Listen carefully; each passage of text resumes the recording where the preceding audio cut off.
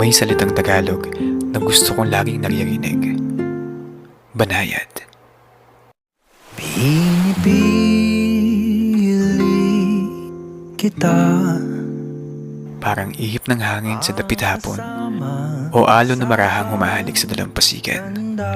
Paalala na sa gitna ng pagmamadali ng mundo, may mabuti sa pagiging marahan.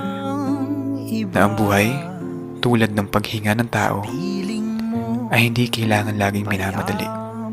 Paminsan, mas mahalaga ang dahan-dahan, ang pagsamsam ng bawat oras. kita.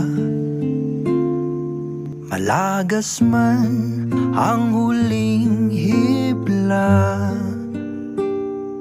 at kung ang alaala'y mabubura, panata kong